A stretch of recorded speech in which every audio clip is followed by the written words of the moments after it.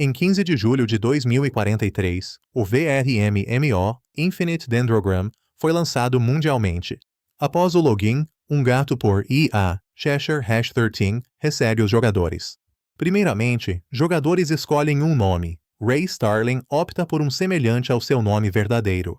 Depois, a configuração do equipamento e da aparência do personagem. Ray Starling mantém seu visual real, mas o adapta para combate. Olhando no espelho para um jovem loiro com roupa casual, ele declara ser suficiente. Cheshire concorda e lhe dá uma bolsa de itens, incluindo fundos para começar sua jornada. O próximo passo para novos jogadores é implantar um embrião. O gato robótico estala os dedos, criando um embrião em sua forma embrionária na mão de Ray. Cheshire explica que poderá removê-lo em sua primeira forma.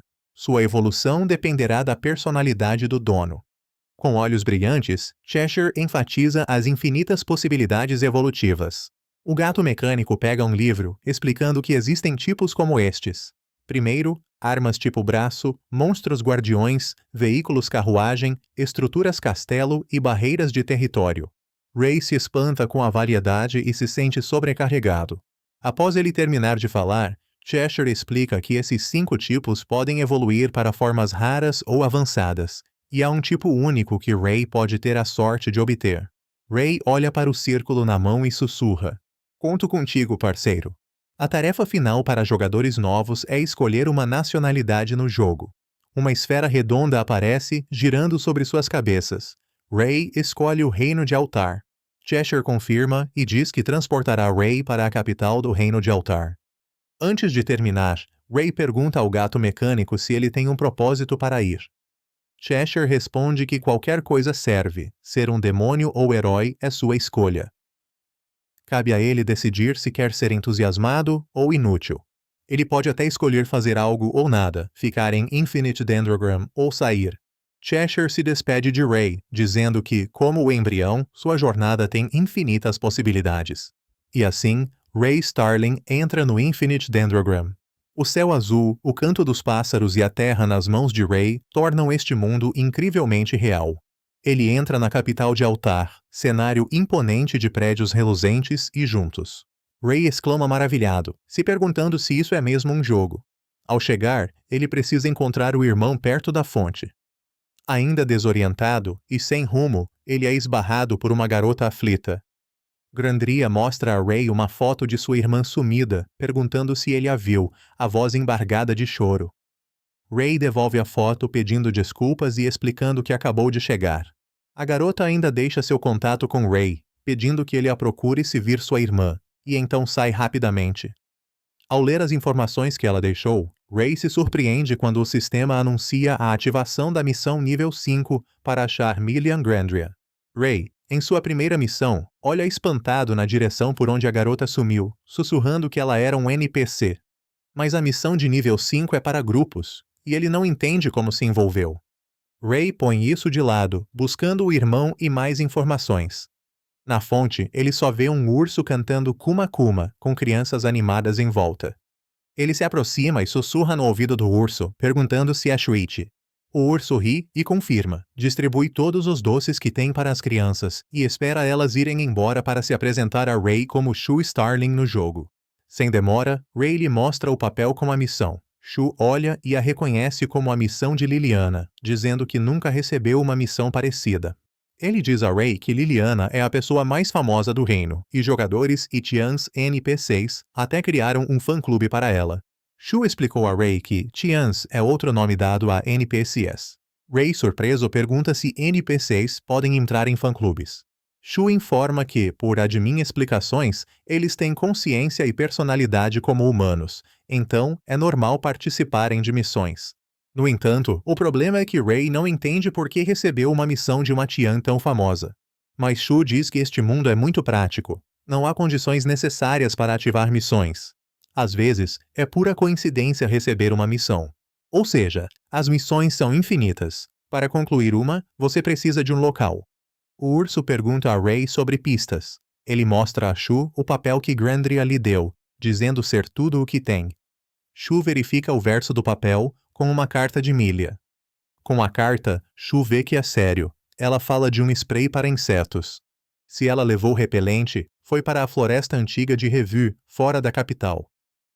A Floresta Antiga de Revue foi devastada e ocupada por monstros tipo inseto, e atualmente não passa de um ninho de monstros gigante.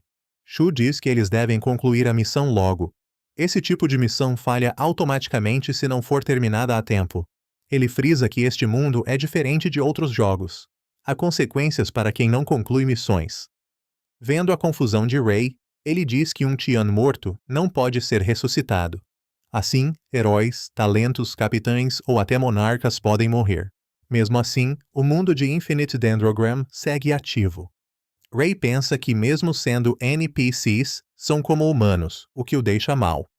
Shu estende sua grande mão para Ray, prometendo concluir a missão juntos e dar a ela um final feliz. Ray sorri, toca sua mão e concorda em concluir a missão juntos. Com a urgência, vão direto à floresta. Shu dá itens a Ray, que é novo e tem pouca experiência. Ele diz que com isso equipado é como ter 5 vidas extras.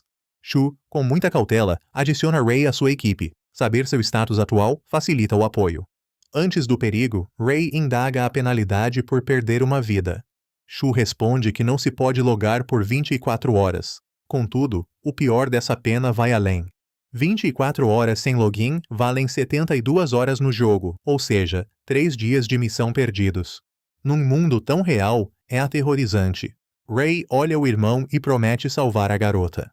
Entretanto, bem no interior da floresta, Grandria confronta monstros insetos para proteger sua irmã, ignorando o perigo.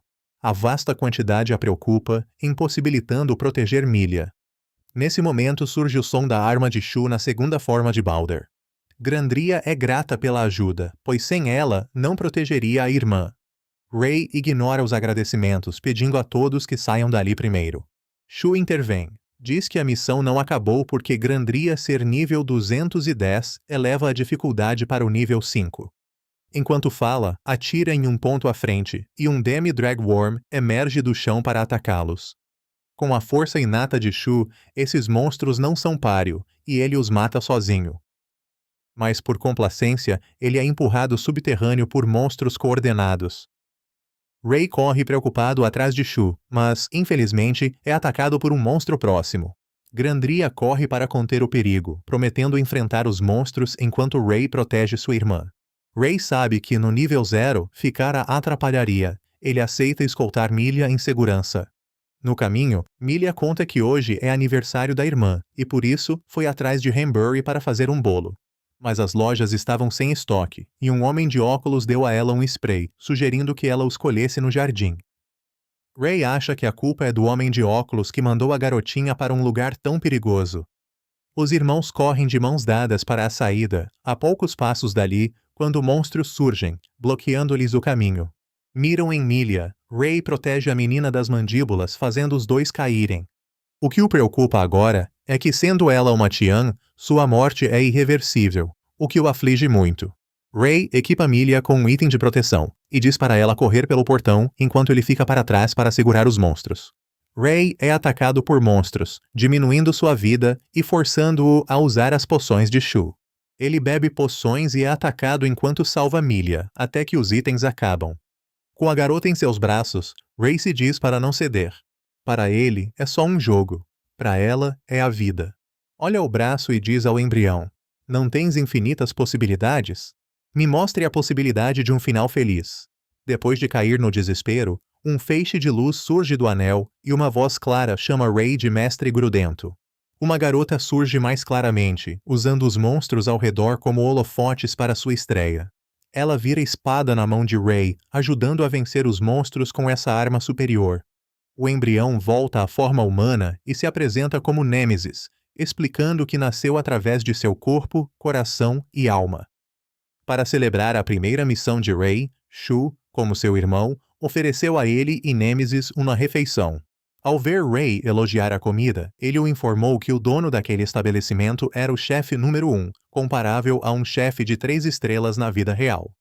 Quando Ray ia começar o segundo prato, o sistema pausou e exibiu avisos de que ele precisava ir ao banheiro e estava com fome. Como jogador antigo, Shu sabia que se houvesse algum problema no mundo real, o sistema atualizaria a informação imediatamente. Ray respondeu: "Ah, entendi. e decidiu sair por um tempo. Nêmesis pulou questionando. O quê?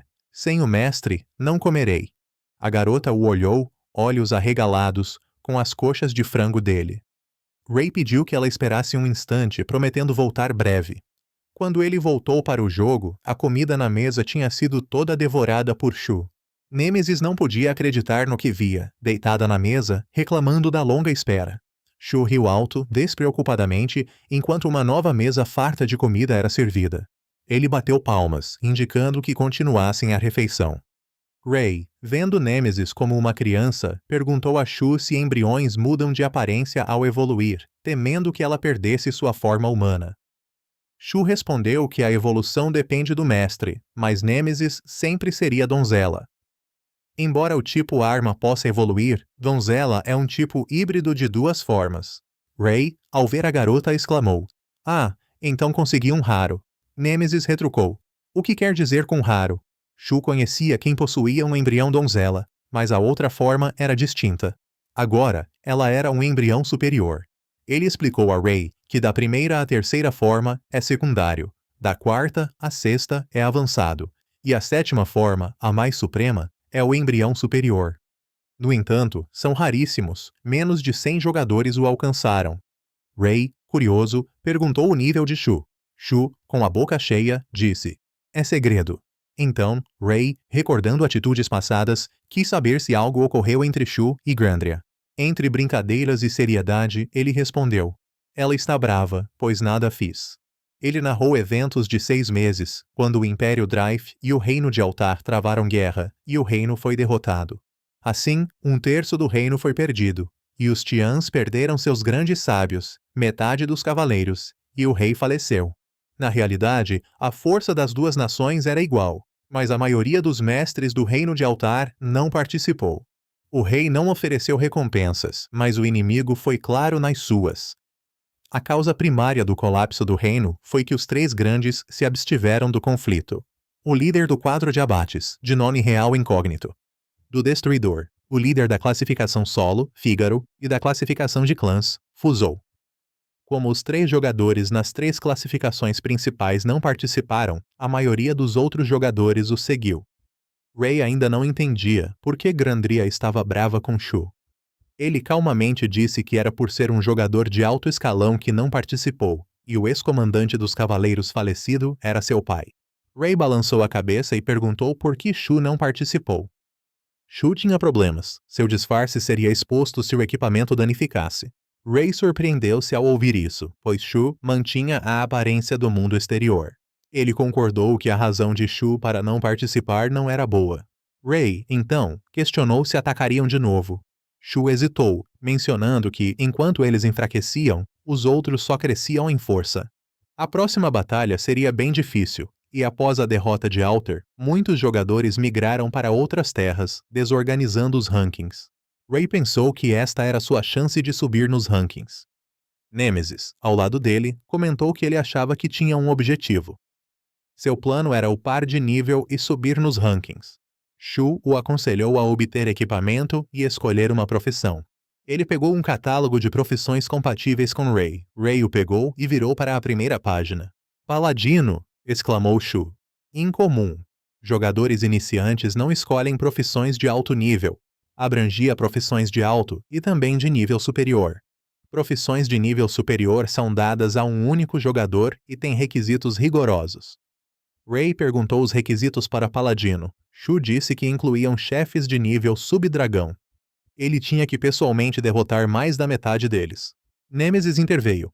Essas centopeias fedorentas são fáceis de abater. Shu então adicionou: doar 200.000, ler a igreja. Ray pensou em vender os itens dropados, achando que faria mais de 400.000. A condição final era ter uma recomendação de um cavaleiro-chave ou alguém ligado a eles. Ray reclamou que essa última era impossível. Nêmesis o repreendeu, dizendo que estava errado, pois havia recebido algo similar ontem, a recompensa principal da missão de ontem. Shu ajudou Ray a cumprir os requisitos e se despediu, pedindo para ele ligar caso tivesse dificuldades. O UPAR de Ray ficou mais fácil com profissão de alto nível. Seu nível subiu para 3, com uma nova habilidade. Ray exclamou que magia de cura já parecia impressionante. Nêmesis viu dois jogadores em apuros, cercados, mas não podiam ajudar sem perder experiência, o que seria indelicado. As duas pessoas dentro do cerco de monstros receberam os primeiros socorros de Ray, tornando tudo bastante razoável. Depois de lidar com os monstros, os dois se apresentaram.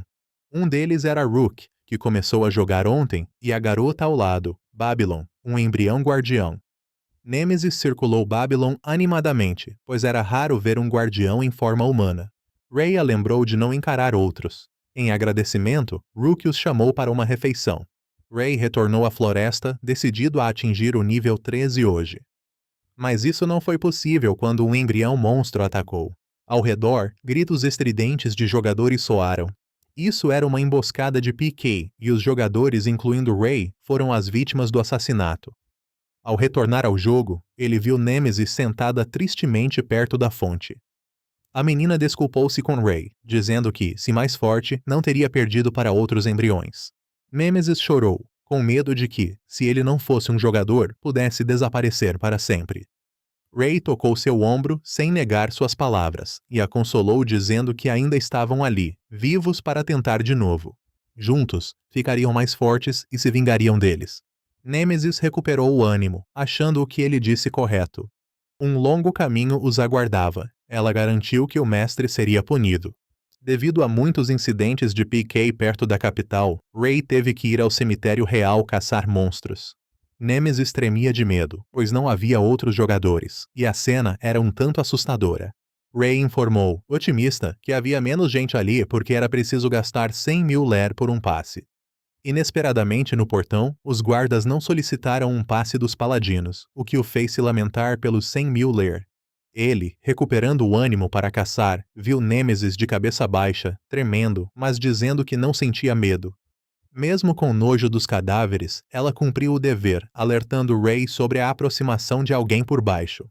Nêmesis ajudou Ray a desviar de um ataque. Ela lhe deu a escolha: combater ou recuar. Ray segurou a espada, pronto para bloquear o ataque, assim que a outra pessoa surgisse.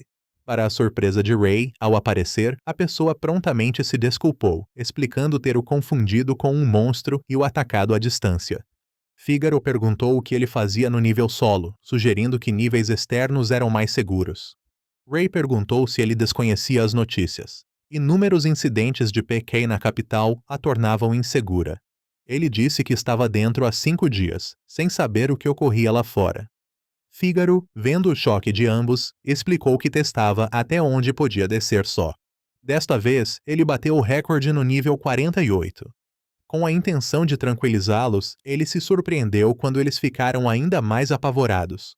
Ray indagou se ele de fato era o Fígaro da classificação solo, achando estranha sua presença em tal lugar. Fígaro explicou que apreciava adentrar labirintos, assim como arenas. Ele informou a Ray que este reino também tinha cidades de combate, como Gideon. Morrer na arena não é morte, então ele sugeriu que Ray tentasse. Ao partir, ele disse a Ray que no dia seguinte estaria seguro para subir de nível.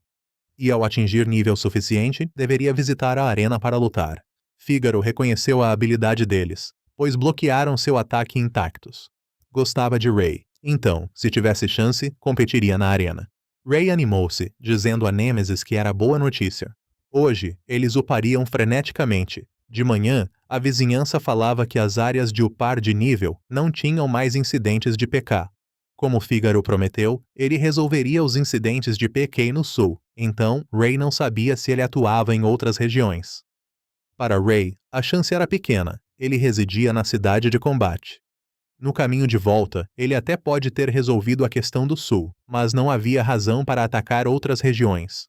Nêmesis anuiu, ouvindo-o expressar desconforto ao ter seu caminho impedido. Rook, em frente a Ray, indagou o sumiço dos incidentes de PK em outros mapas.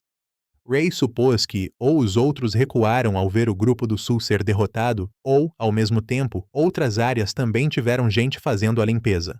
Uma mulher de óculos escuros sentou-se ao lado dizendo: exato. Ela se identificou como Marie Adler, jornalista. Ela perguntou se queriam a verdade sobre como tudo ocorreu, mas não era gratuita. Após o pagamento, Marie lhes deu a informação final. Os que faziam PKS enfrentavam sentenças de morte. As gangues eram K e R no leste, Castelo Louco no sul e Rua dos Goblins no oeste.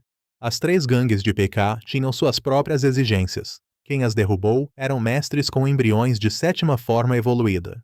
Marie pegou um orbe que mostrava toda a cena do evento, o grande destaque. O grupo PK do Sul impôs condições aos jogadores. Se ferissem o Homem de Ferro, seriam poupados. O Homem de Ferro ativou uma habilidade de redução de dano. Por mais que os jogadores tentassem, não alcançavam o requisito e eram mortos de medo. Fígaro foi quem acabou com o grupo de PK no Sul, matando muitos membros para limpar o caminho antes de aparecer. Saindo das sombras, Fígaro reclamou que havia gente demais bloqueando o caminho hoje. Ele perguntou se o líder era Armor, elogiando sua defesa, e explicou que seus cúmplices de PK foram eliminados antes de sua aparição. Fígaro não gostava de tais assuntos, apenas limpava o caminho por conveniência, pois bloqueavam sua passagem. Restava apenas o chefe, e se ele decidisse se retirar, Fígaro não lhe faria mal. Armor sussurrou, avaliando Fígaro por completo e seu bom equipamento, decidindo se retirar. Ele até gentilmente assinou um acordo, chamando Fígaro para ver. Enquanto Fígaro se aproximava, Armor contava. A 4 passos, usou uma habilidade para esmagar Fígaro.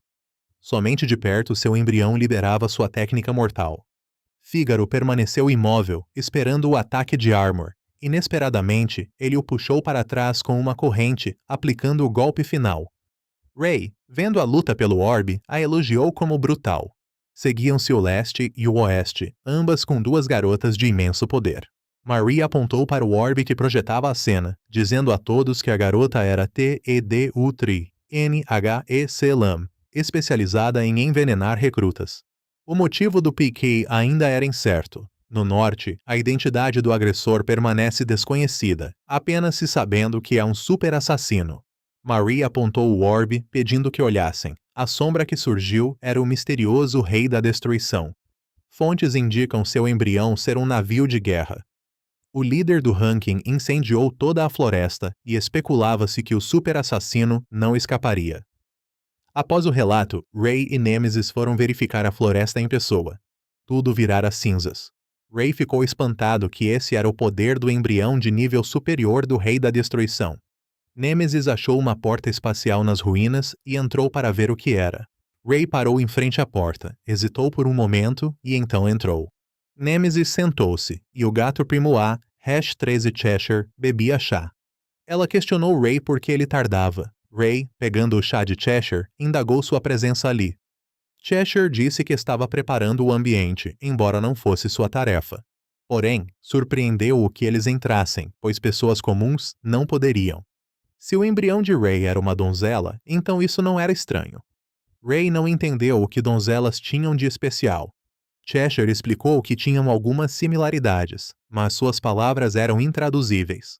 Ray só sabia que era um sistema de segurança. Depois, ele perguntou a Cheshire se a área seria restaurada. Cheshire respondeu que não voltaria ao estado original, mas a ajudaria a se desenvolver favoravelmente. Este mundo funciona por comportamentos autônomos e resíduos daqui, com entidades como Cheshire intervindo. Ainda que seja uma punição da IA, isso é exceção. Cheshire explicou que para os procurados, bastava sair ou morrer e voltar ao jogo para se livrar dos crimes. Ray inferiu que ainda havia formidáveis criminosos. Cheshire se despediu deles, comentando que já fazia um bom tempo que não encontrava alguém nessa forma. Ele queria dar algo de lembrança, mas para administradores era tabu. Cheshire disse que não era preciso, pois já tinha bolo e chá. Nemesis concordou, dizendo que foi ótimo. Cheshire lembrou-se de algo e perguntou a Ray se ele ia a Gideon, e se sim, para ter cautela. Falou sugestivamente, lembrando que o coração do diabo está no estômago. Lembre-se disto, antes de Gideon, Ray e Rook foram à guilda em busca de missões pelo caminho. Segundo Rook, com a rota reaberta, mercadores logo pediriam escoltas. Ray subitamente notou que não perguntara a Rook sua profissão. Ao ouvir a resposta cafetão de Rook, ele perguntou se era uma profissão e suas habilidades. Rook disse que cafetão era uma profissão de domador de monstros. Ray, pensando em reciprocidade, abriu seu painel de habilidades para Rook ver. Rook, maravilhado, exclamou: Cavaleiro sagrado e estiloso. Parece legal. Ele queria saber se a absorção de contra-ataque e vingança é minha eram habilidades únicas de Nemesis. Nemesis explicou a Rook que vingança é minha a transformaria em arma e equiparia Ray. Sua atenção se voltou ao jornal em sua mão. A estrada para Gideon tinha grandes chefes como Rei da Matilha, Loboda ou Cabeça de Grande Demônio. Ela disse contente que seria ótimo encontrá-los. Ray olhou para Nemesis, irritado, dizendo não ter interesse em perigos tão claros. Os olhos de Babylon brilharam para Rook, que logo recusou, sem interesse em tais perigos. Marie surgiu misteriosamente e sentou-se quieta, ouvindo a conversa, até que Ray a percebeu de repente. Marie pegou um doce e mencionou que tinha alguns assuntos em Gideon, então queria aceitar algumas missões pelo caminho. Por acaso, ouviu que iriam a Gideon e se uniu a eles.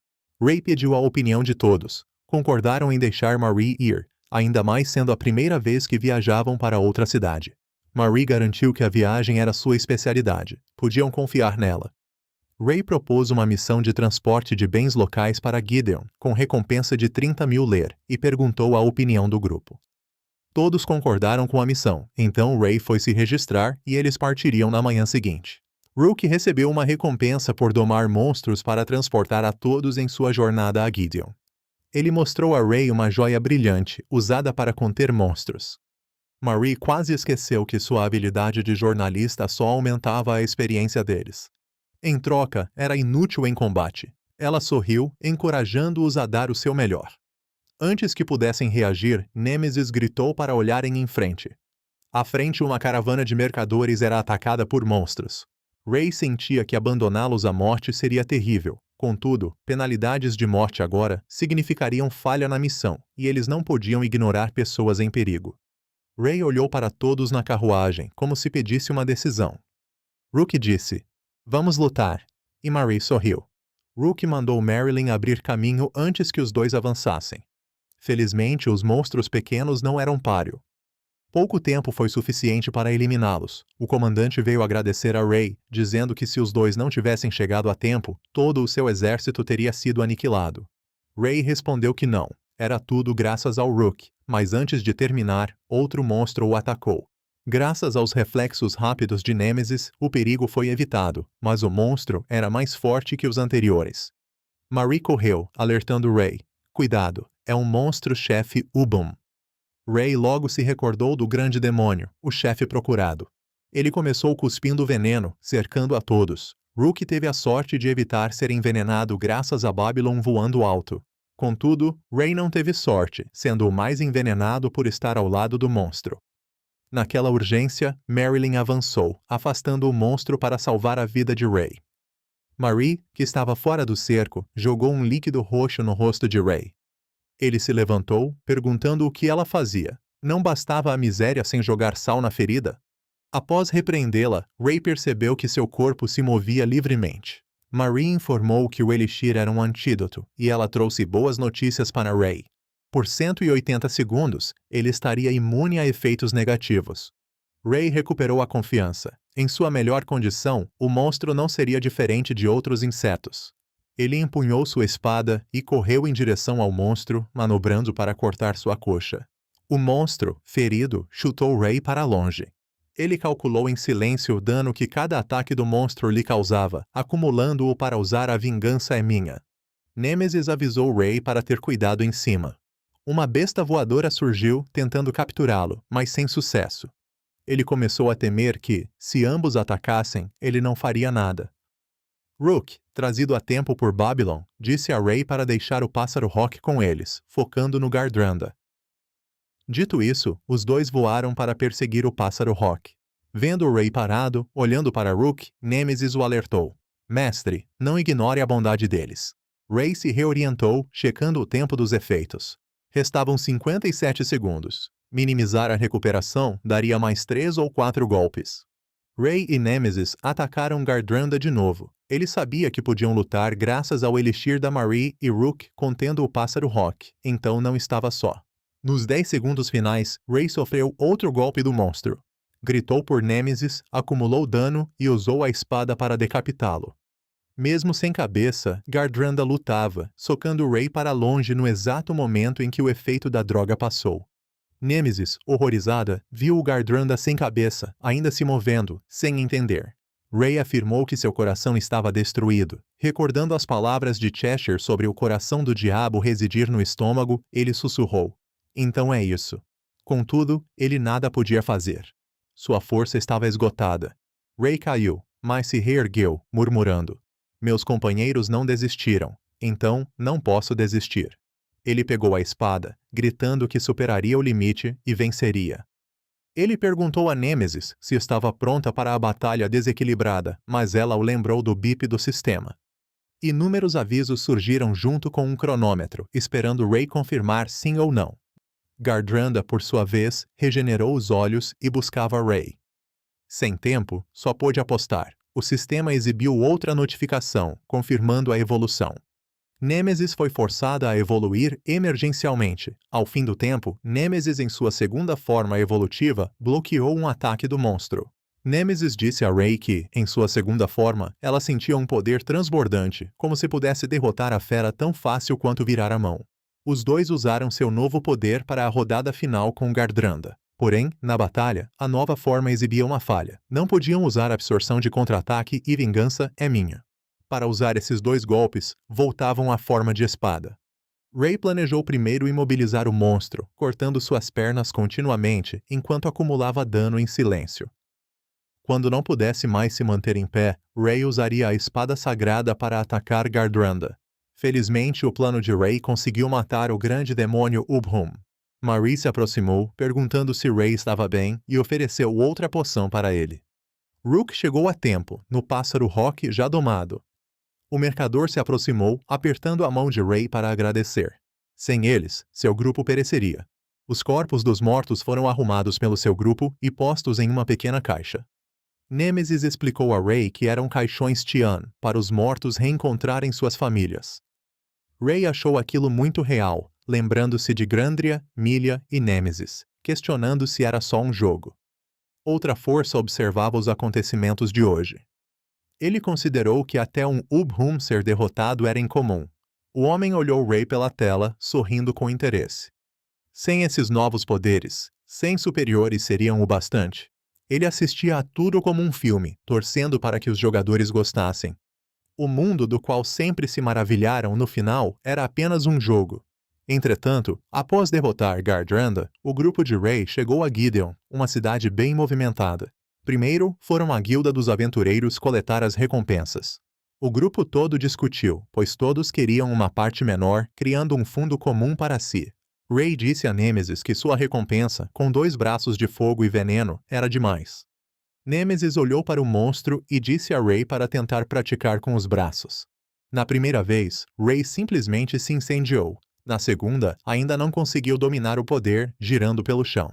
Ray pensou ter se matado 2 vezes. Nêmesis considerou terrível. Os olhos dela se voltaram para um pássaro atrás de uma árvore. Ele saiu e se apresentou como Flamingo. Nêmesis lançou um olhar de desprezo e disse: "Só há pervertidos disfarçados por aqui." Ray, confiando em Flamingo, bebeu o frasco e, surpreendentemente, brotaram 2 orelhas de coelho. Vendo isso, Flamingo riu alto, declarando o sucesso da droga de teste de orelhas de animais, e tentou escapar da espada de Ray. Nêmesis, vendo tal comportamento, ignorava suas intenções. Marie adorou a aparência fofa de Ray e fez um desenho dele. Ela o acalmou, dizendo ser normal mestres desenvolverem orelhas de animais de repente. Rook, vendo as orelhas de Ray, perguntou. Após comprar, Ray gastou 200 mil no gacha e obteve Zephyris, um equipamento de montaria. Nêmesis olhou o cavalo, dizendo a Ray para montá-lo. Mas antes de dar um passo, foi jogado ao chão, questionando por que um paladino não podia montar um cavalo. Ray verificou suas habilidades, mas nenhuma era de montaria. Ele pensou e disse a Nêmesis que sairia brevemente para checar informações. Ele finalmente soube que o amuleto da tribo do cavalo custava 100 mil. Ray retornou ao jogo, dizendo que o que ele precisava fazer agora era farmar dinheiro. Nêmesis sugeriu irem à arena, sem se preocupar com penalidades de morte, e ainda farmar dinheiro. Ray a recordou que ela tinha esquecido da exigência de ter nível 51 para entrar. Caminhavam e viram um grupo de pessoas intimidando uma garotinha. Ray empurrou o agressor, o arremessando longe. Até Ray se surpreendeu com a força de suas mãos. Ele encarou o grupo e perguntou quem seria o próximo. Ao testemunhar essa cena, o grupo todo deu desculpas para fugir. Antes de irem, avisaram Ray para lembrar dos seus rostos, já que o irmão da garota estava com eles. Curiosos, perguntaram por que alguém de nível tão alto se deixava apanhar. Hugo explicou que uma característica da sua profissão impedia o aumento de seus atributos físicos. A garota se ajoelhou, implorando aos mestres por ajuda para achar seu irmão. Se ela não tivesse dinheiro, matariam ele. Ray olhou para a garotinha e prometeu ajudar a encontrar seu irmão, perguntando a Hugo o que ele sentia. Psycho, arrastando o bandido que enfrentou, perguntou se Hugo acompanhava um lolicon. Psycho avaliou Nemesis com os olhos. Nemesis e Ray perguntaram juntos a quem ela chamava de lolicon. Ao lado de Ray, ele o informou que Psycho era alguém importante em sua vida. Apesar de sua língua um tanto afiada, ela era muito confiável. O sistema lhes enviou uma notificação. Uma nova missão, Resgate Rote Nível 8, foi ativada. Hugo achou um espaço vazio e abriu um reino especial, e perguntou a Ray por que aceitara a missão. A mente de Ray era simples. Ele sabia que ignorar isso o faria se sentir mal. Com Ray e Psycho, eles seguiram a fortaleza dos traficantes. Eles se esconderam atrás de arbustos, observando o prédio. Planejaram. Hugo usaria Megan Gear para cegá-los, e Ray, com a fumaça, se infiltraria. Hugo enfatizou que deviam ser rápidos e precisos. A vida das crianças estava em perigo, não podiam falhar. Hugo lembrou a Ray que os inimigos eram Tian, matá-lo seria crime, mas a legítima defesa era diferente. Outro grupo chegou com mais crianças. Psycho, com suas habilidades, traduziu o que diziam. Esperavam levar as crianças à fortaleza para vingar os companheiros mortos. Ao ouvir isso, a vida que partia criava um sentimento real.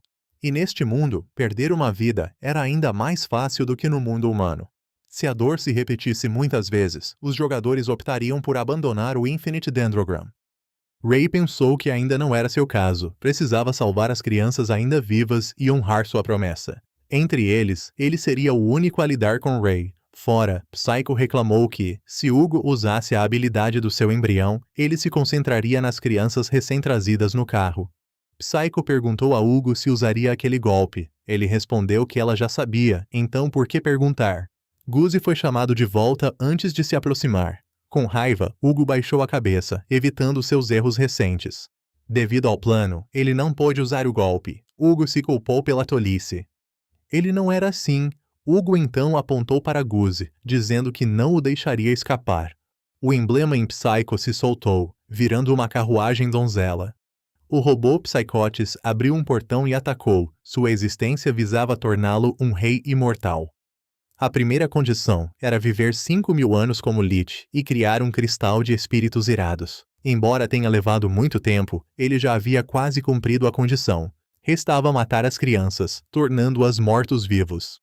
Após ouvir o que ele disse, Ray usou a espada e cortou a mão do homem.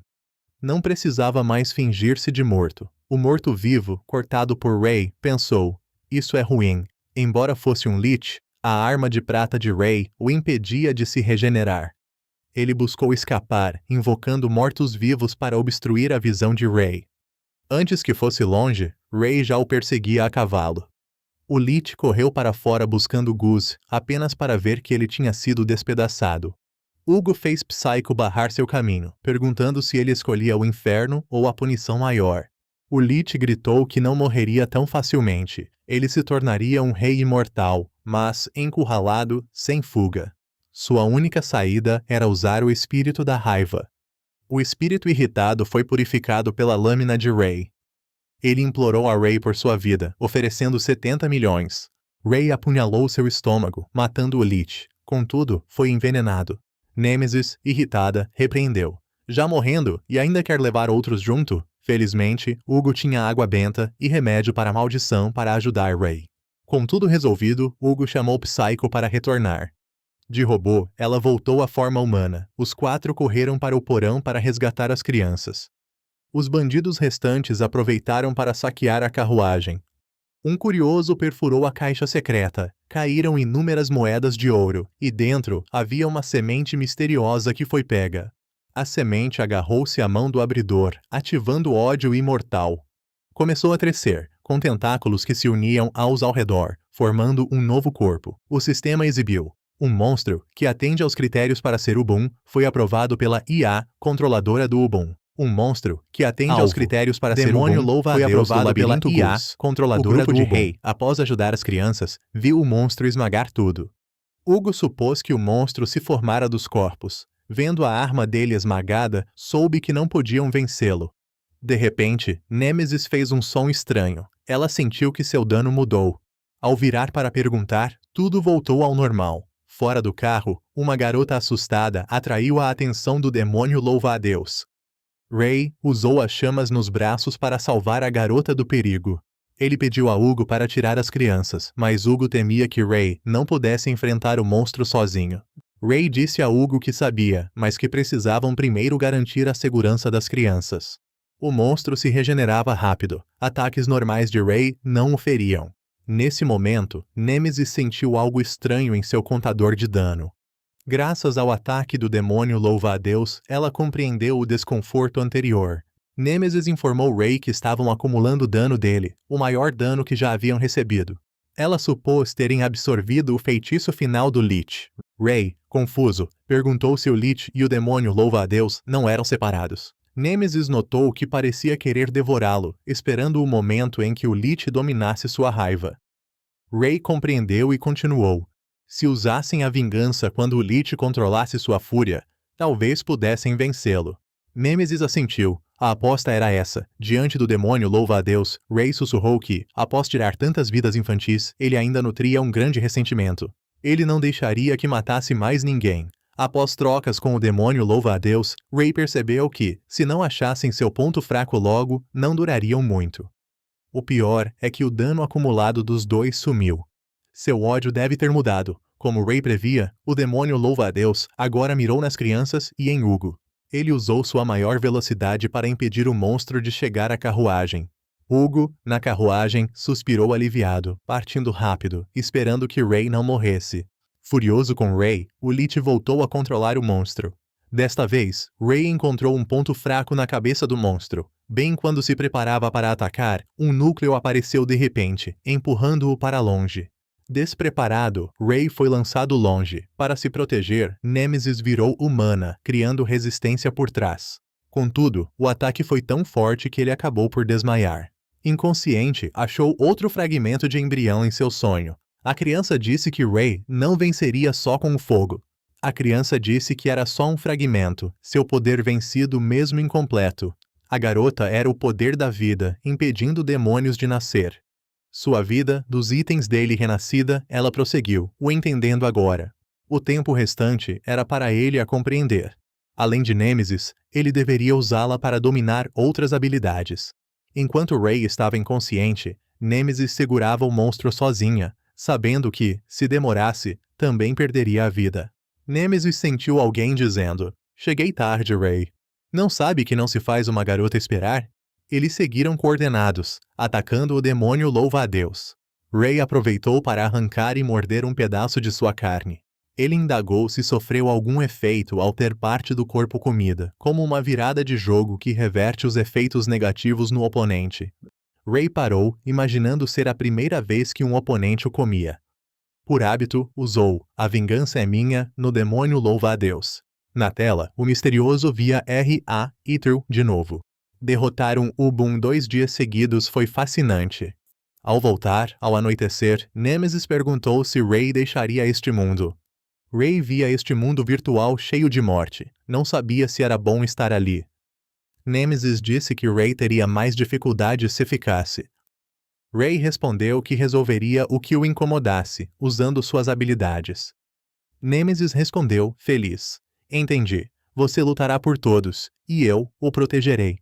O grupo de Zunyu recebeu um convite para a arena de Gideon e partiu com o embrião Kang. Na estrada, Zunyu sentiu um cheiro. Kang cheirou-se, pois tinha acabado de tomar banho. Ele pediu para a garota abaixar a cabeça e uma bala se partiu. Eldred, rei dos ladrões e líder da rua Goblin, levantou-se irritado, vendo o comboio descendo a colina. Eldred sussurrou, prevendo que o comboio cairia em sua emboscada, sendo atacado. De novo, Zunyu saiu da carruagem num instante.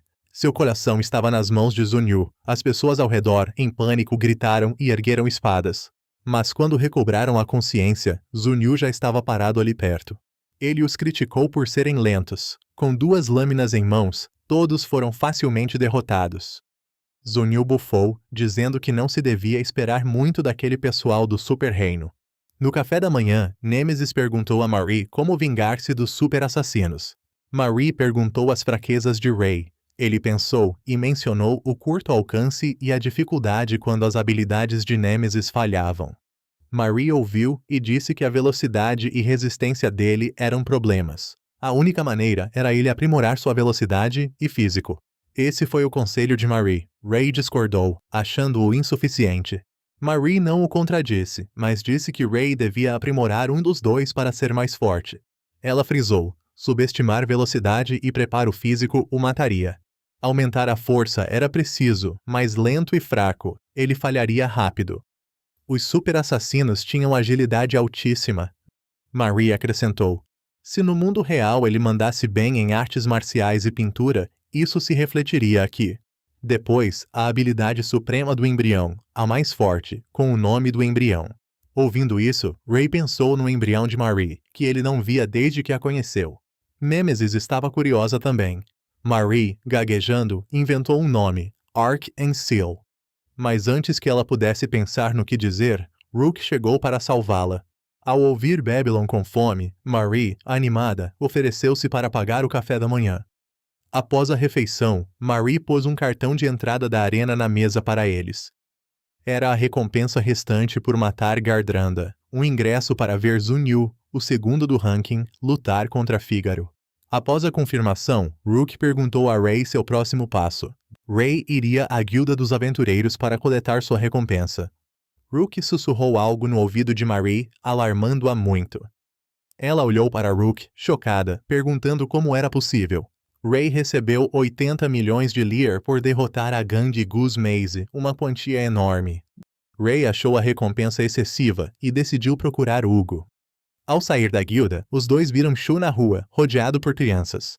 Como antes, ele lhes deu doces para os fazer ir embora. Os 3 iam a um café, quando um esquilo surgiu na cabeça de Shu. Uma garota veio, desculpando-se pelo incômodo de seu behemoth. Shu, amigavelmente, deu 2 doces ao esquilo como despedida. No restaurante, Ray soube que Shu viera para assistir à batalha dos jogadores de alto escalão, especialmente Fígaro. Ao ouvir o nome, Ray perguntou-se se conheciam e mostrou o ingresso a Shu. Shu riu, surpreso por estarem juntos no camarote, assistindo à partida. Shu, avaliando Ray, disse que seu equipamento indicava que ele havia enriquecido muito. Nem todo novato derrotava 2 Ubuns. Shu e Fígaro também abateram seu primeiro Ubun em trabalho simples. Após a conversa, Shu se despediu às pressas para encontrar seu amigo.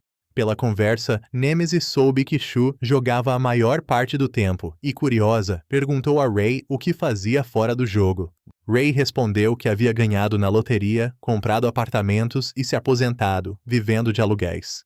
Sua trajetória era bastante abrangente. Iniciou como artista e cantor, posteriormente tornou-se lutador e chegou a atuar como professor universitário. Enquanto conversavam, Psycho, que acabara de chegar, comeu o último pedaço de bolo da Nemesis. Hugo subiu as escadas para cumprimentar Ray, afirmando que o encontro deles era providência divina. Ray pôde dividir o dinheiro da recompensa entre eles. Hugo, vendo o dinheiro, brincou que Ray não era ganancioso. O dinheiro foi dividido corretamente. Ao ouvir isso, Ray seriamente afirmou que não era de mentir para amigos. A fala casual de Ray congelou Hugo por alguns segundos. Os dois conversaram sobre a batalha Goose Maze. Quase na hora do confronto, Ray se despediu de Hugo para ir à arena. Ray perguntou se Hugo assistiria. Ele, hesitante, respondeu que provavelmente sim. Após uma luta interna, Hugo lembrou Ray do que ele havia dito sobre o lado oeste. Psycho veio, disse que Hugo expôs tudo. Ele não gostava do plano? Hugo, cabisbaixo, sussurrou que não se entendia, mas desejava cumprir o desejo da pessoa. Flamingo, no escuro, informou por telefone que o plano mudou. Como a princesa não viria, a rainha monstro também não agiria. Mas os 3 cronometrariam a luta com 90% de sucesso. Na arena, Ray viu Shu saindo e deixou a luta para encontrá-lo. Ao se aproximar, ouviu Shu e Fígaro conversando sobre Caldona e o rei Fera Drive nas bancadas. Fígaro aceitou a missão de vigiar aquelas pessoas, sentindo algo estranho na cidade. Essas pessoas deveriam estar no reino. Sem saber de suas segundas intenções, era melhor estar alerta. Nêmesis, vendo Ray não entrar na sala, veio ver e perguntou o que se passava. Ela riu alto ao ver um urso e um leão sentados juntos, a ter uma conversa franca. Fígaro explicou que era famoso na cidade, por isso não podia sair sem disfarce. Nêmesis disse ter ouvido que eram amigos e que agora até se disfarçavam juntos. Fígaro ia revelar quem eram, mas Shu o deteve. Shu deu a Ray um anel de telepatia para que pudessem falar se ambos o usassem. Então ele dispensou Ray e Nêmesis, a fim de conversar com Fígaro. A luta de hoje para Fígaro era perigosíssima, pois o oponente era do mesmo nível. Ele disse a Shu para relaxar. Momentos que acendiam sua vida eram o motivo de jogar e de sempre querer vencer com o que tinha. Ray queria apostar 60 lers no irmão Flamingo, mas Nêmesis, ao seu lado, o atingiu para ensinar-lhe o valor do dinheiro. Zunil aproximou-se, afirmando que o dinheiro se perderia. Ele reclamou que apostar o dobro em Fígaro mostrava desrespeito. Ray olhou para Zunil carregando Mihi e murmurou sobre sua agressividade. Ray queria ajudar a menina Mihi, e Zunil, notando que Ray queria lutar, aceitou o desafio. Felizmente, Shu chegou a tempo de impedir isso. Zunil focou em Shu, achando-o interessante. Shu respondeu que era só um entusiasta de cosplay de passagem. Zunil atacou Shu, que bloqueou com velocidade sobre-humana. Elogiou Shu, impressionado por neutralizar o ataque mesmo sem a velocidade ideal. Zunil começou a ter simpatia por este país fraco. Se Fígaro fosse fraco, lutaria com Shu. Shu negou que isso acontecesse. Fígaro o enfrentaria. Vendo Zunil levar Mihi, Ray pediu-lhe para esperar, querendo saber a relação com a rapariga em suas mãos. Só então, Zunil percebeu que foi tomado por um raptor. Ele pousou Mihi, dizendo ser sua companheira. Zunil olhou para Ray e riu alto, percebendo que ele o tomara por raptor, agindo rudemente. Ele sussurrou a Ray que um dia eles jogariam juntos. Após sua partida, Shu disse a Ray que quase morreu. Provocou Ray, dizendo que era cedo para enfrentar um superior.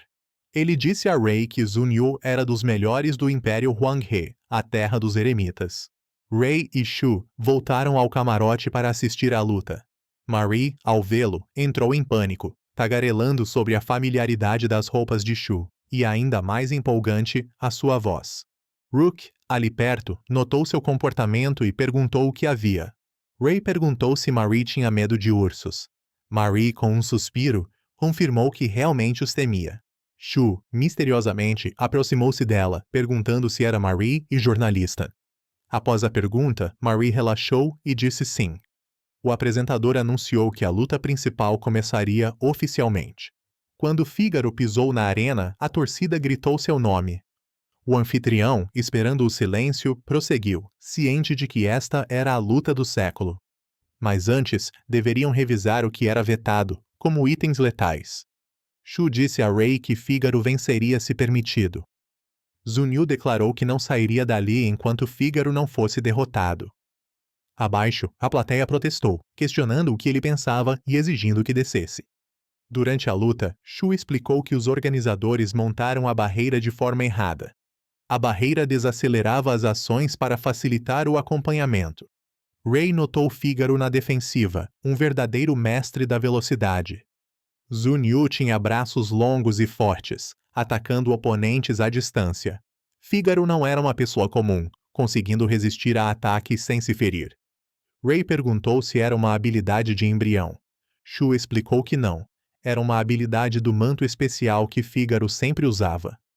O manto defendia forças externas. A habilidade levava 10 minutos para resfriar. Fígaro usou seu trunfo. Rook disse que agora era só ver as habilidades de Zunil. Logo que a defesa de Fígaro se desfez, ele cuspiu sangue. Zunil segurava um pulmão, lamentando não ter pego o coração dele. Ray se perguntou por que Fígaro não se feriu com o manto, evitando forças externas. Rook usou a habilidade embrião para explicar isso. Na arena, Fígaro afirmou que ataques de tão longe indicavam preparo prévio do oponente. Zunyu não negou, mas também não continuou se movendo. Shu disse aos presentes que Zunyu agia com cautela. Rook supôs que Fígaro não tinha mostrado seu embrião, mas Shu refutou, dizendo que o usava desde o começo. A luta prosseguiu na arena. Embora restasse apenas um pulmão, Fígaro não enfrentou grandes problemas, conseguindo controlá-la melhor que seu oponente. Zunyu sussurrou, confuso com a força de Fígaro, até maior do que quando usava armas. Ray perguntou a Shu se o embrião de Fígaro o fortalecia, mesmo com menos lâminas. A prova, sem lâminas de serra, ele estava mais forte que no início. Shu ouviu os argumentos de Ray e concluiu que ele estava apenas meio certo.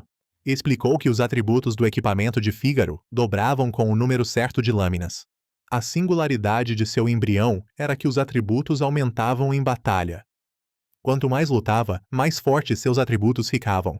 Por isso, o chamavam de corrente infinita. Fígaro, no palco, converteu sua arma em espada. Shu percebeu que ele começava a lutar a sério. Marie perguntou sobre a arma, pois seu sistema não a identificava. Shu explicou. Uma arma superior, a lâmina do pico do dragão da luz fantasma. Nemesis sussurrou que estava em outro nível. Zunyu também trocou sua arma para a lâmina Yinlong, um tipo de arma superior. Ele daria tudo neste ataque final. Os dois avançaram. Este golpe fez Fígaro perder um braço e Zunyu perdeu sua arma poderosa. Mas Zunyu, com um truque, revelou outra garra, tentando apunhalar o peito de Fígaro. Todos se preocuparam. Nemesis disse ter perdido. Shu, tranquilo, disse que não era o caso. Seu embrião agiria. Seu embrião, em forma de coração, era inquebrável. Fígaro agradeceu a Zunyu por ser um ótimo oponente. Com essas palavras, ele desferiu o golpe final. A luta findou, e todos a aclamaram, valendo a pena assistir. Mesmo após um bom tempo, o corpo de Fígaro mantinha a postura inicial do fim da luta. O povo questionava o ocorrido. Shu amaldiçoou quem saiu e parou o tempo na barreira. O Flamingo caminhou tranquilamente sobre a imponente barreira, saudando a todos com um retumbante "Boa noite". O anfitrião, em tom de indignação, bradou, questionando a ousadia daquele que se atrevia a macular um evento de tamanha magnitude. Saberem quem ele era, e então se livrou de seu disfarce de pinguim. Satisfeito, viu muitos ali o reconhecerem enquanto olhava os grupos nas arquibancadas conversando. O anfitrião gritou, como Franklin veio parar aqui? Fogos de artifício iniciaram sua apresentação. Franklin, criador de monstros que devoraram o rei e amigos, superior do Império Drive, professor Diga. Mal ele terminou de falar, atacaram-no. Sussurrou que Lota estava na cidade, então era preciso julgá-los logo. Franklin, para se proteger, fez da princesa Elizabeth sua refém, alertando que atacar a realeza levaria à prisão. Ele riu bem alto propondo um jogo para todos. Mais cedo, Marie, quando ia comprar ingressos para a luta, encontrou a pequena Ellie acuada por um grupo de pessoas más e a salvou a tempo. Após o incidente, mais soldados consideravam Marie uma mulher suspeita. A garotinha teve de puxar Marie para fugir. Ela resmungou sobre ter sido arrastada, mas não conseguiu negar ajuda. A garota, após receber algodão doce, confiou em Marie e revelou ser a segunda princesa. A garota explicou que estavam a caminho de Gideon, mas não a deixavam sair para brincar. Então, ela fugira para explorar. Elizabeth girou várias vezes no chão, querendo brincar à vontade naquele dia, e timidamente perguntou se Marie a levaria. Marie concordou e deu à garotinha um nome fácil: Ellie. Franklin usava a princesa como trunfo. Ninguém podia atacá-lo, apenas seguir suas exigências. De repente, alguém lá embaixo impacientou-se e o atacou, ignorando Elizabeth em seus braços. Irritado, ele usou gosma de oxigênio e a transformou em monstro líquido. Franklin disse que a pessoa o distraíra e agora podiam voltar à história. Ele ativou um dispositivo e monstros líquidos surgiram na arena. Em 1 hora, ele não precisaria pressionar o botão. Monstros surgiriam e já estavam espalhados pela cidade. Franklin apresentou 2 formas de impedir: destruir o aparelho ou condená-lo à morte. Em voz alta chamou os mestres da cidade, declarando o início oficial do jogo. Enquanto todos em pânico, Rook já sabia que era uma armadilha. Primeiro, ele deu dados para derrotá-lo, mas depois venceria a todos. O barulho externo atraiu as pessoas. Ray percebeu que Marie havia sumido. A barreira da arena impedia a fuga de todos. Franklin anunciou que cada golpe deles libertaria um monstro na cidade, e se a barreira fosse destruída, todos seriam liberados na hora. Rook disse que a situação era terrível. Nesse cenário, os mestres do reino falhariam. Ele adivinhou que Franklin visava os mestres, mas Tians também estavam ali. Nêmesis revelou que o reino quase se rendeu ao eclodir a Segunda Guerra Mundial. Elizabeth acordou e perguntou a Franklin por que atacava Gideon. Franklin disse que era só um jogo para selar o fim da guerra. Ele disse em voz alta que seria um caos se os superjogadores daqui lutassem na próxima. Por isso, ele estava ali para destruir o espírito deles. Franklin, olhando o vasto céu, gritava que os mestres inúteis nada fariam com a cidade em ruínas e a princesa raptada. Assim, os Tians perderiam a esperança nos mestres. Elizabeth, calma, perguntou por que ele pensava assim. Ela achava os mestres do reino muito confiáveis. Na arena, Nêmesis perguntou ao urso a força das tropas do reino fora dela. Shu explicou que os mestres de orientação estariam aqui para as lutas, então os que estão fora da arena não seriam tão fortes. Ray interveio, dizendo que talvez poderosos mestres não tivessem vindo à luta. Shu continuou. Franklin pode ter medidas contra os fortes. Ele apontou para fora do portão, para uma longa fila de pessoas de Franklin que tinham expressões carrancudas e empunhavam armas. Ray sussurrou que todos caíram numa armadilha, se não houvesse uma barreira. Ao falar, ele se aproximou para tocar a barreira, e para sua surpresa, sua mão a atravessou. Ray, surpreso, olhou para todos. Uma pessoa perto perguntou a Ray se ele tinha habilidades de barreira. Shu só quis saber o nível atual de Ray. Ao ouvir o número 41, Shu riu alto, dizendo que entendeu que era uma barreira da arena para que Ray pudesse sair. Essa barreira impedia a entrada e saída, mas não afetaria ninguém de nível 50 ou inferior. Outro mestre, ao saber disso, convocou mestres abaixo do nível 50 para se prepararem para a batalha, e os de nível superior com suporte, para fortalecerem os novatos e equiparem habilidades de cura. Shu alertou Ray. Poderia ser brecha, mas também armadilha. Afinal, Franklin, a pessoa que enfrentavam, era um superior, então Ray poderia morrer. Ele queria saber se Ray estava pronto. Ray respondeu que, com uma garotinha sequestrada e a cidade em caos, e com seu humor péssimo, como poderia ignorar a situação? Shu antecipou a resposta de Ray, entregou-lhe seus itens, pedindo para ele tentar sobreviver. O grupo de fora, Franklin o posicionou para esperar os novatos saírem e matá-los todos. O primeiro que encontraram foi Ray, que o saudou com uma cortina de fumaça tóxica. Ao recuperarem o ânimo, a Marilyn de Rook devorou mais da metade do grupo. Acima, um pássaro de rocha atirou fogo, fazendo o grupo perder o rumo. Franklin olhou o mapa em sua mão, sussurrando que tudo ocorria mais rápido que o esperado. Nele, pontos verdes e vermelhos indicavam os números das tropas. Elizabeth, curiosa, perguntou o que ele olhava. Ele prontamente mostrou a garotinha. Ele explicou pacientemente que os pontos vermelhos eram seu povo e os azuis, o reino. Ele admitiu que o reino tinha a vantagem, com mais gente e alguns indivíduos fortes. Nesse momento, um pedido de ajuda chegou a Franklin pelo mapa. A garotinha percebeu que, graças a esse mapa, os dois podiam evitar locais com mestres. Franklin riu dizendo, "Viu? Sou o fraco." Mal terminou, foi puxado por um gancho no pescoço, caindo e cuspindo sangue. Elizabeth foi levada. Ray liderou Rook, correndo para o oeste. Rook o seguia, sem entender por que ele escolheu essa direção. Ray explicou que era por lembrar do aviso de Hugo sobre o portão oeste. Ele achou que algo importante estaria ali. Após Marie resgatar a princesa, a garotinha correu para a arena. No caminho de volta, Elizabeth havia devolvido o mapa para ela, explicando seu princípio de funcionamento. Ao chegarem à arena, Elizabeth, em suas costas, foi novamente capturada por Franklin. Ele disse que ela venceu, uma super assassina. Sem o monstro transformador, o ferimento o teria matado. Marie respondeu que queria que ele provasse o castigo da morte, pelo menos isso. Franklin riu alto, trazendo Veldor Bell, o rei da música, para resolver esse horror. Monstros com instrumentos musicais foram invocados. Franklin trouxe essas pessoas para lidar com casos como o dela. Marie encontrou alguém familiar, uma criança que já segurou instrumentos e dançou. Ela pensou ser só uma criança, mas hoje, à sua frente, um inimigo estava. Ela apontou a arma para o oponente. Em sua mira, ele morreria rápido. Veldor Bell perguntou sua pressa, que ele tocasse um requiem antes da morte dela. Do outro lado, um grande número de recrutas que fugiam da arena foi eliminado por Hugo. Hugo admitiu que os mestres em Gideon eram bem mais fortes que ele. Ele, um guerreiro veterano com experiência em lutar contra humanos, não se deixaria derrotar. Marie estava irritada, pois atirou várias vezes, mas não acertou seu oponente. Veldor Bell usou ataques sonoros, impedindo que ela se escondesse para atacar. Marie não queria admitir, mas havia encontrado um adversário formidável.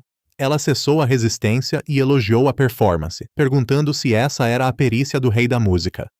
Marie, curiosa, perguntou por que se uniu à associação de fabricação de robôs. Veldor Bell respondeu firmemente que Franklin se tornaria um herói. Ele queria testemunhar o momento da ascensão de um herói. Após responder, Veldor Bell ajustou os robôs para tocarem uma partitura diferente. Humanos não se adaptam a sons de baixa frequência, fazendo Marie cuspir sangue de dor. Ela foi então capturada noutro vórtice do som de Veldor Bell. Em perigo, ela lembrou da personagem Marie da HQ que desenhou. Como não conseguia mais encontrar inspiração para ser Marie, ela recorreu ao jogo, esperando que, ao jogar como Marie, ela vivesse novamente. Ela ainda não podia continuar desenhando a história, mas sentia Marie vivendo neste mundo. Essa razão era o suficiente para ela existir neste mundo. Marie, com poder súbito, atacou Veldor Bell várias vezes por trás, e ele ficou incapaz de resistir. Marie tinha a técnica de furtividade, que a tornava invisível. A habilidade de invisibilidade era extremamente potente, mas consumia muita mana, então ela tinha que finalizá-lo rapidamente. Ao ouvi-la, Veldor Bell fez os robôs continuarem a tocar, dizendo não querer que aquilo acabasse ali.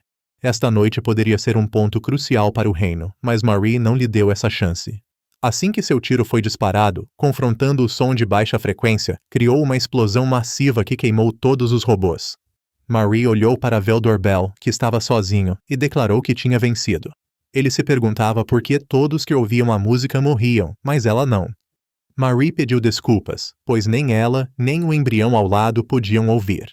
Embora quisesse escutar para ver como era, agora não era o momento. A explosão que acabara de ocorrer varreu o ar ao redor, então o som não conseguia passar. Neste momento, a deusa Veldor Bell, Franklin, vendo o mapa estratégico, soube que Veldor Bell foi eliminado.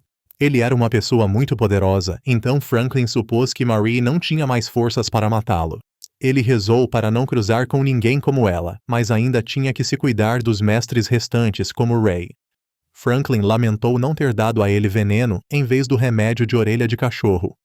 Hugo observava os mestres congelados, e Franklin o elogiou por sua força. Ele, contudo, queria mudar o plano para trazer Ray, pois desejava enfrentá-lo. Franklin só cruzou um portão e viu uma cena maravilhosa.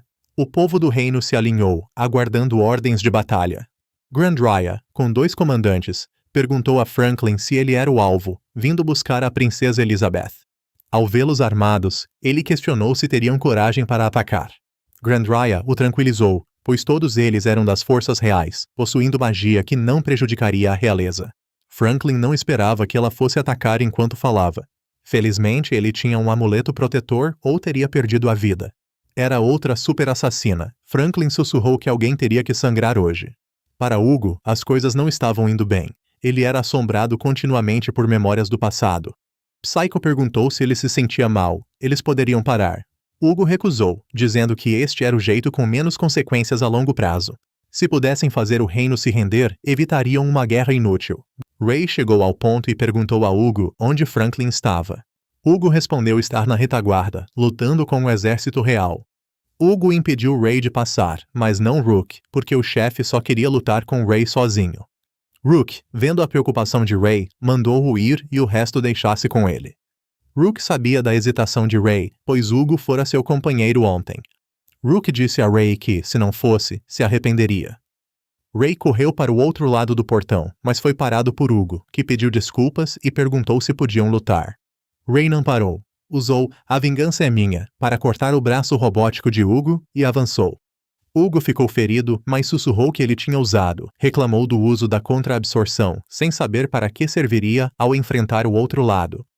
Ao perceber sua preocupação, Hugo balançou a cabeça e disse: "Era isso mesmo?" Ele não era de se preocupar demais com os outros. Enquanto Hugo pensava, Rook já ordenara que Marilyn o atacasse por trás, desculpando-se, mas dizendo que ele expôs uma fraqueza. Hugo suportou a dor, xingando Rook por covardia. Rook retrucou que isso não estava certo, pois prometeu a Ray resolver as coisas ali, e o que Hugo fizesse não importaria. Hugo avaliou que Rook era amigo de Ray, mas não era como ele. Rook não negou, admitiu que não era tão bom, e por isso admirava Ray. Além disso, Hugo fez Rook sentir mais ódio. Babylon gritou surpreso que era a primeira vez que ele odiava alguém. Rook achava Hugo repulsivo, ele era tão indeciso e odioso quanto o outro alguém. Hugo respondeu que não compreendia Rook, mas que se preparasse para ser congelado, assim como os demais. Ele não o deixaria passar. Rook se recusou a ceder, dizendo que o derrotaria com tudo, como amigo de Ray. Do outro lado, Grandria e Líder Lindos sofriam contra um monstro de vários olhos que atacava à distância em todas as direções. O ataque dos dois foi ineficaz, e o monstro contra-atacou. Franklin disse que, não sendo paladinos aptos a ativar espadas, ser fraco era justo. Ao seu lado, grande fonte de fogo correu ao monstro.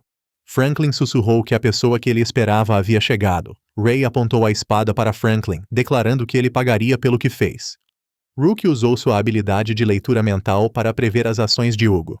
Sussurrou que Hugo avançaria com o pé esquerdo e brandiria a lâmina da mão esquerda. Rook desviou e ordenou que Marilyn atacasse. Hugo se sentiu muito desconfortável por ter suas ações previstas.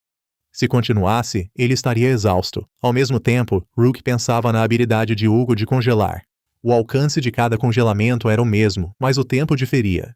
Rook calculou que, após a primeira vez, seriam 39 segundos, a terceira vez surgiu em 130 segundos, e o maior divisor comum era 13. Rook achou que o número 13 devia ter um significado especial. Ele sussurrou que precisava se concentrar, deixando Marilyn resolver tudo. Finalmente, ele percebeu 3 formas de congelar. Uma era por tempo, como aconteceu com ele e Audrey. O pássaro de rocha invocado já estava meio congelado. Rook viu o segundo tipo, mestres congelados. E o último tipo, como Marilyn, que tinha que resistir sem ser solidificada. Ele achou que deveria haver uma regra para esses congelamentos. Rook permaneceu imóvel, a 2 segundos de um ataque inevitável. Tentou abordar por outro ângulo. Rook percebeu que o nome do embrião de Hugo e sua habilidade eram diferentes. Cocytus era o inferno gélido para traidores de Dante, onde Satanás congelado roía-os eternamente. Rook se perguntou se havia outras áreas afetadas por seu nome.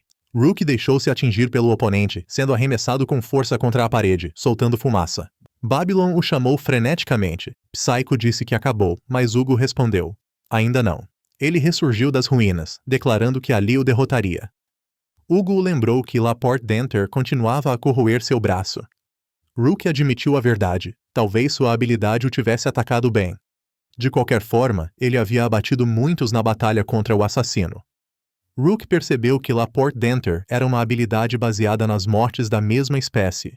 Como Rook derrubara 7 pessoas, o índice de congelamento seria de 7% a cada vez, e a cada 13 minutos aumentaria mais 7%.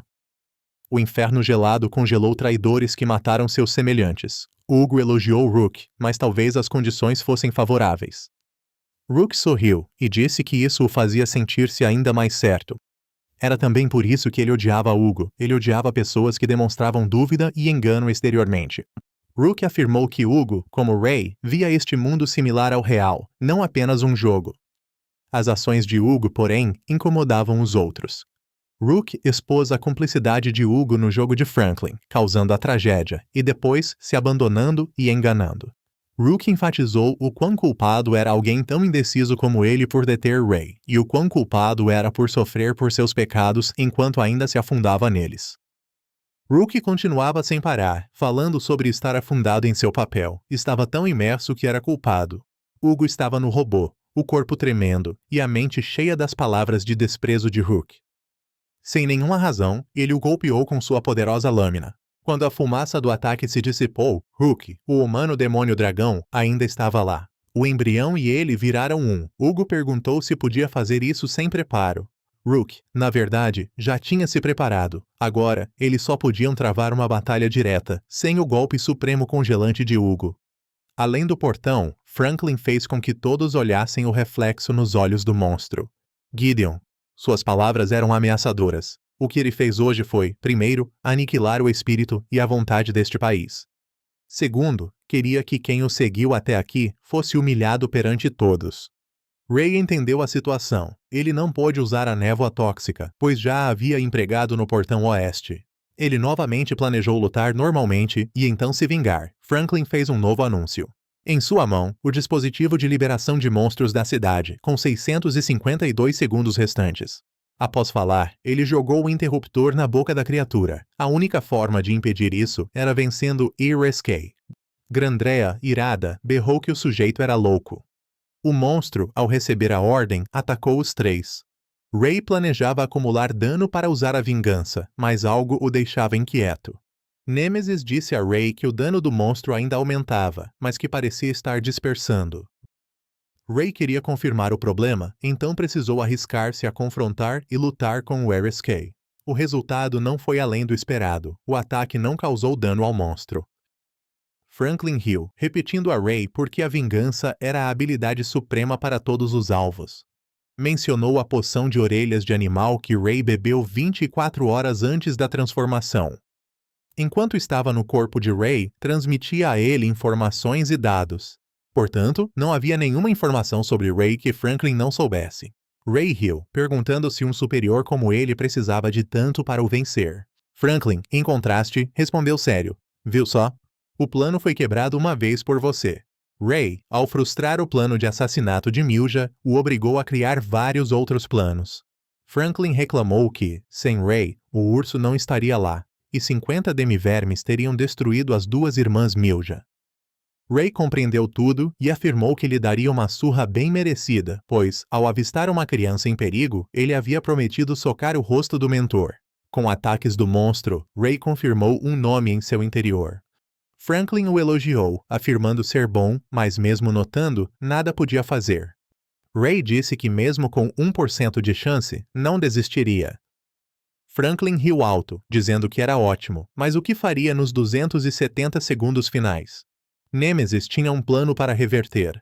O slime agia por 24 horas, então Franklin desconhecia, e Ray podia usar isso como uma aposta para ganhar. Apesar do risco elevado, a derrota já era o pior cenário. Nesse plano, pediu ajuda de Grandrea e Lindus para segurar Irescay. Franklin estava passivo no plano de Ray. Ele transformava o medo de mais de 10.000 pessoas do reino, usando toneladas de mana comprimidas em um fluxo gigante, para então liberá-las de uma vez. Ignorando a surpresa de Franklin, ele gritou que nada funcionaria, nenhuma das habilidades de Ray. Ray sorriu, afirmando que, se pudesse neutralizar tudo, ele não teria lhe avisado, pois não era tolo. Ray disse para Franklin observar bem, e num piscar de olhos, o Irescay inteiro explodiu. Após o ataque, Ray também desmaiou. Grandrea, preocupada, correu para socorrê-lo. O líder Lindus ordenou que os que tinham mana o auxiliassem e removessem os feridos. Grandrea trataria Ray, mas o braço carbonizado era irrecuperável. Nemesis instruiu Grandrea a mantê-lo vivo, pois ele não desejaria recuar ali. Franklin parabenizou o reino, pois 251 segundos separam-nos da liberação dos monstros. Ele usou um controle reserva, pressionando-o para invocar monstros. Ele invocou o DGP e COS para deter a todos, antes que os monstros surgissem. Franklin disse Irescay ser seu monstro mais fraco. Os dois recém-invocados possuíam poder de combate lendário. Ele enviou Irescay para testar a força de Ray, sem prever ser derrotado novamente. Assim, ele retribuiria toda a humilhação. Porém, não tensionava que o plano desta noite falhasse. Ele olhou ao longe para ver a devastação dos monstros. A cidade seguia tranquila na escuridão. Franklin não sabia onde seu plano falhara, a menos que um super assassino surgisse. Em outro canto, Marie recolheu os monstros. Ela sorriu, orgulhosa de sua habilidade de ocultação. Franklin não escondia nada. Hugo, em silêncio, observava tudo e abaixou a cabeça, dando por encerrado. Rook contestou que não tinha acabado. Franklin não deixaria isso terminar tão fácil. Ao ouvir Hugo dizer que Franklin prometera minimizar os danos aos Tians, ele apenas riu e o censurou por sua cegueira. Embora Rook nunca tenha falado com ele, suas suposições estavam corretas. Para ser exato, ele nada sabia sobre Franklin. A julgar apenas pelo que ele fez, deve ter algo bem mais terrível. Rook disse que qualquer um pensaria isso, menos Hugo. Se ele confiasse tanto em Franklin, Rook preveria. Essa pessoa estava prestes a anunciar algo aterrorizante. Como Rook havia previsto, Franklin revelou o plano C, destruir Gideon com 56.826 monstros. Franklin riu, dizendo que se tivessem se rendido, isso não ocorreria. Estalou os dedos e revelou seu embrião superior, uma fortaleza besta-planta, soltando 5.000 feras. O líder Lindus os mandou capturar Franklin antes que fosse tarde. Ele riu, respondendo que era inútil. Mesmo que morresse, monstros sairiam da fortaleza até atingir o número. Nêmesis franziu a testa, dizendo que as forças eram poucas. Com tão poucos, não derrotariam todos aqueles monstros. Ray, recuperado e consciente, logo montou seu cavalo e avançou com Nêmesis. Começaram muito bem. Ray, sozinho, lidou com muitos monstros, mas com a quantidade esmagadora, ele errou. No momento crítico, Marie virou espírito para ajudá-lo. Ao ouvir Marie, Ray logo a agradeceu, dizendo que, apesar da transformação, ele a reconheceria.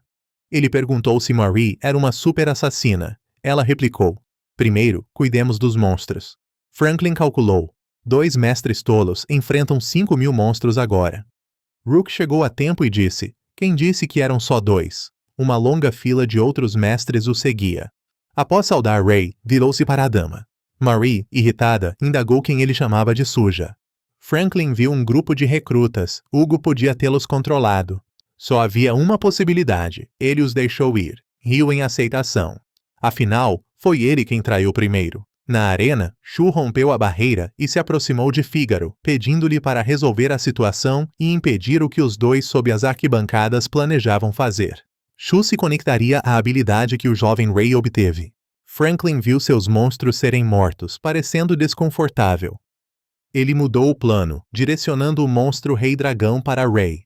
Ray, olhando para o monstro, com seu corpo gigantesco e força enorme, sussurrou a Nêmesis que podia morrer na batalha, mas não deixaria sua morte ser em vão.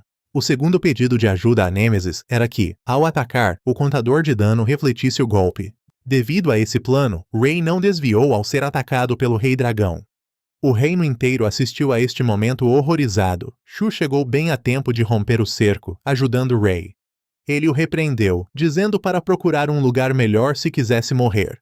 Shu ensinou: use o contador de dano só ao vencer e sobreviver.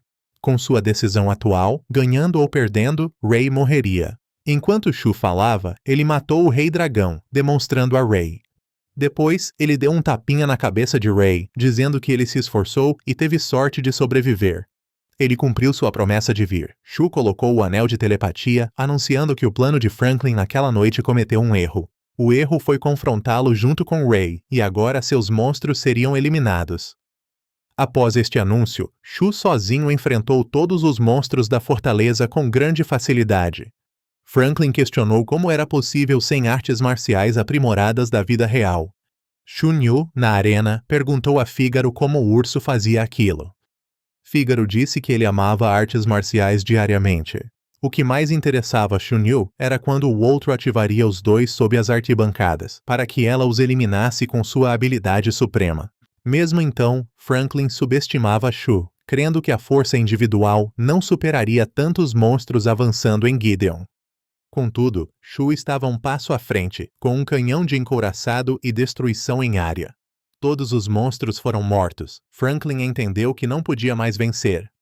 Ele pegou outro controle, querendo apagar a vitória de todos e seu próprio fracasso. O botão no controle foi ativado por Franklin novamente. Na arena, com Shu lutando contra monstros, as pessoas comemoravam.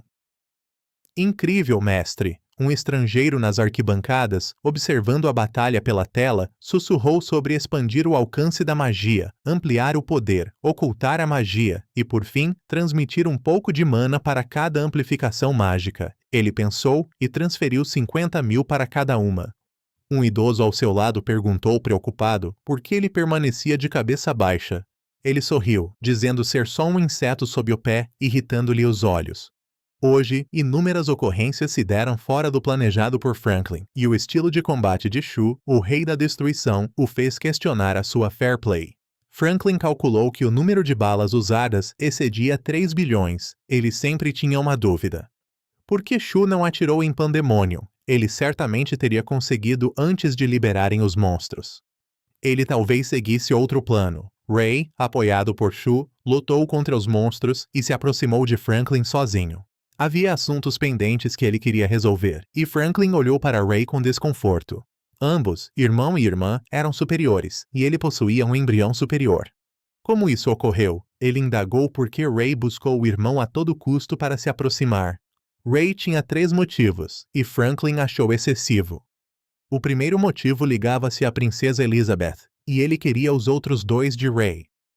Ray perguntou a Franklin o que Tian significava. Ele compreendeu. Era sobre se Infinite Dendrogram era real ou só um jogo. De repente ele gargalhou dizendo, exatamente, como isso seria só um jogo, tudo fora dos sistemas e além dos jogos virtuais. Honestamente, sem o sistema, nem ele saberia se era um jogo ou não. Em sua opinião, era um plano global de mundo virtual e os presentes eram as cobaias. Mas a tecnologia avançada tinha ido longe demais. Franklin sugeriu a Ray que poderia haver um mundo ou alienígenas. Ray perguntou a Franklin o que ele achava das pessoas ali. Ele disse que eram IAS tão avançadas que não se distinguiam de humanos, ou de outros mundos, ou até mesmo ciclos de vida equivalentes aos 2. Franklin disse a Ray que, mesmo se o lugar existisse na Terra, ele executaria o plano. Ele perguntou a Ray se essa era a real questão que ele queria. Ray gritou com raiva, questionando como ele pôde cometer tal ato. Ele respondeu que não queria que nada impedisse seu estilo de vida. Ele não queria mais continuar essa conversa e perguntou a Ray qual era o terceiro motivo. No momento em que Ray ia fazer a terceira pergunta, a fortaleza foi atacada. Franklin, impaciente, respondeu que ainda tinha a princesa Elizabeth. Por reflexo, olhou para o lado. A princesa sumira sem que ele notasse. Ele viu que Ray era isca, planos ruíram e ele quis escapar. Franklin viu Ray avançar destemidamente com a espada. Ele sorriu, supondo que o terceiro motivo fosse derrotá-lo. Franklin baixou a cabeça, admitindo a derrota, mas que voltaria. Ambos chocaram-se ao ver Hugo surgir. Hugo declarou que protegeria Franklin a todo custo. O confronto entre Ray e Hugo começou. Ambos tinham algo a defender, ignorando sua nova amizade. Franklin permaneceu imóvel, vendo a batalha. Após Hugo ser morto por Ray, ele ressurgiu das ruínas, indo ao encontro de Franklin. Era hora de resolver o terceiro motivo. O plano de Franklin desmoronou ao ser morto por Ray, findando o jogo com uma vitória gloriosa para o reino. Shu, Fígaro e Zunyu secretamente festejaram após a exaustiva batalha.